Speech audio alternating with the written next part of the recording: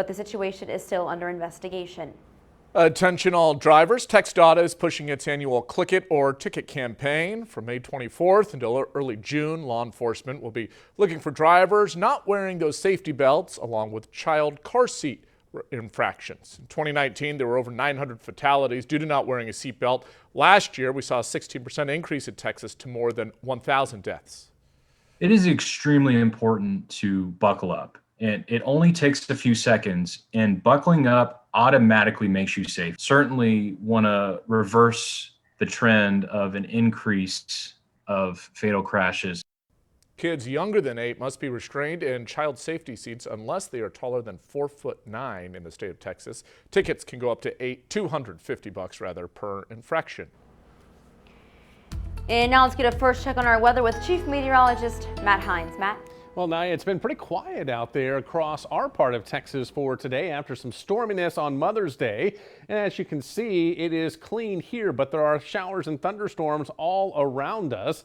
Some showers and thunderstorms off to the east. Those are moving away. There are thunderstorms here that are west of Burnett. That's moving off to the northeast, and we'll keep an eye on that. Also, another little thunder shower west of Brady. That one's trying to go up, and there are a few that are to the west of the Dallas-Fort Worth area. A couple of these may move in later on tonight. The threat for severe weather is not all that high, but we could see some isolated strong storms here or there and the potential for more rain as we make our way into tomorrow. As we look at temperatures right now, you can definitely tell where the front stalled. Look at Bryan College Station, 83. Contrast that to Waco Temple Killeen in the mid 60s. And then you factor in the humidity. Look at Madisonville. It feels like 95 in Madisonville. So it feels like summer across our southeastern counties. It feels like fall as you head across our northwestern counties. And we will all continue to see some below normal temperatures as that front sags to the south. We'll talk about rain chances too coming up. I want to give these animals everything and more. And knowing that at this time I really can't do that, it's heartbreaking. It's devastating. Prices continue to rise for so many products, impacting people across the board. Over the past few months, the price of lumber has skyrocketed. Our Paige Ellenberger points out it's affecting everyone, even ones with 4 legs. Some folks are still trying to recoup after the Texas tundra we had back in February. However, with building supplies nearly tripling in price, that may be easier said than done. Shelby Michael Levy's heart dropped in the aisle of Lowe's when she saw the price it would cost for a single piece of plywood. All I left with was a broken heart. Yeah, no, I couldn't afford to get anything that day. With dozens of rescued animals living on her farm, keeping up with shelters and structures is pricey, especially since some of her animals' homes were damaged during the winter storm. Wanting to be able to get these projects completed for the animals, for them to live happy, healthy, thriving lives, it was devastating, and it really led me to tears when I was leaving the store. The price for lumber is at an all-time high, skyrocketing well over 250% since the pandemic. We got locked down, and then people were at home. They couldn't go to work, so I'll do the little project, the honeydews, and then that initially caused the lumber shortage. And there's no signs of it slowing down anytime soon. That's what the lumber prices can really tell us right now. By them going up, it's going to affect everything. Which can be life-changing for some folks. And I really don't think that God would ever put me in the situation where I had to close my doors, but if it comes to that and I just genuinely can't afford it anymore, as much as it would truly break my heart, it may have to come to that. Tiny Hooves Rescue and Petting Zoo runs off of a volunteer basis and holds fundraisers year-round to help fund projects like refurbishing the chicken coop. In Temple, Paige Ellenberger, 25 News. Paige, thank you. Lumber isn't the only product seeing a rise in prices. Nielsen IQ found that certain items like processed meat and dishwashing products have gone up by more than 10%. Apples are up 20% more expensive. Overall, there's between 2.6% increase between October 2018 and March 2021 in all consumer goods. The price of pickups also on the rise because of a shortage in parts. Pickup trucks are the hottest selling vehicles right now across the country, but this month thousands are being held back from dealers. Trucks are being parked in holding lots, you can see it there, waiting on computer chips. The automobile website The Drive says vintage Ford and Chevy pickups from way back in the 70s and 80s that used to sell for about $5 grand are now selling for more than $50,000. Gas prices could go up even more as well after the Colonial Pipeline system fell victim to cybersecurity ransomware attack over the weekend. That pipeline covers more than 5,500 miles and carries more than 2 million barrels of gas, diesel, and other energy sources each and every day. 4 of its main lines are still offline. It hopes to be fully restored by the end of the week. The FBI confirming that the DarkSide ransomware is responsible for that attack. PFIZER taking big steps in the fight against COVID-19. Thus just in, the FDA has authorized the PFIZER COVID vaccine for emergency use in 12 to 15-year-olds. In the meantime, the company is pushing for full approval by the FDA. If that's approved, it would mean increased confidence for the vaccine, and it could allow employers to acquire it. BioNTech, which worked with PFIZER to develop a COVID vaccine, says there is no evidence proving there is a need to adapt the vaccine to new variants. This comes as the World Health Organization says the variant detected in India is of concern. BioNTech says there's no evidence that shows that its vaccine is ineffective against variants. At the same time, it says it's drawing up a plan to address variants in case it's needed. Some states are no longer ordering their full allocation of COVID-19 vaccines.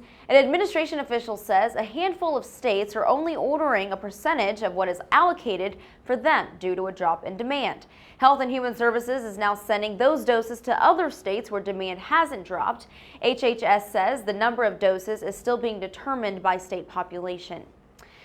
Taking a look now at the COVID vaccine numbers in Texas, 11.4 million people have had at least one shot of a vaccine, while 8.7 million are fully vaccinated. In McLennan County, nearly 67,000 are fully vaccinated, and 64,000 are fully vaccinated in Bell County. Well, some Central Texas educators could soon be seeing a higher paycheck. Details on a proposal for educators in Killeen. Plus, if you live near the river, lake, or any flood zones, there's something in the works you want to know about. We've got some details.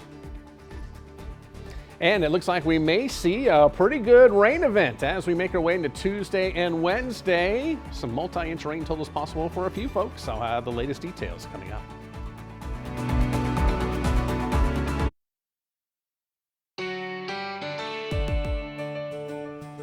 No secret that educators have been through a long and tough year. Now, one Central Texas school district says they deserve more, and they're looking to provide a nice little pay bump. 25 News reporter Adam Schindler has more.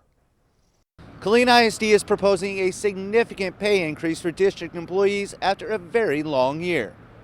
In the new compensation package proposed by Killeen ISD, they plan to increase wages by 3.5% district-wide. It would bring starting wage for beginning teachers up to $52,000 a year and increase wages for support staff like bus drivers and janitors. The 3.5% is on top of a planned increase for support staff. It ranges from 8 to 13%. Then our employees will be able to benefit from the 3.5% general pay increase if the board votes to be able to pass the GPI tomorrow night. The proposed plan would invest close to $15 million into employee compensation. Coming up at 6, we'll hear more from the district about what's in the proposal and why parents and students think it's a great idea. In Killeen, Adam Schindler, 25 News. Adam, thank you. Low pay and poor working conditions are causing a worker shortage. That's according to the Food Labor Research Center and One Fair Wage. They say the hospitality industry is dealing with wage gap and harassment issues, as well as workers living in or near poverty. They also point out restaurant jobs are more stressful and carry more risk due to the pandemic. Some businesses are blaming jobless benefits for why it's hard to find workers, but economists say it's too soon to say what's behind the slowdown in job growth. They point to factors like trouble finding childcare.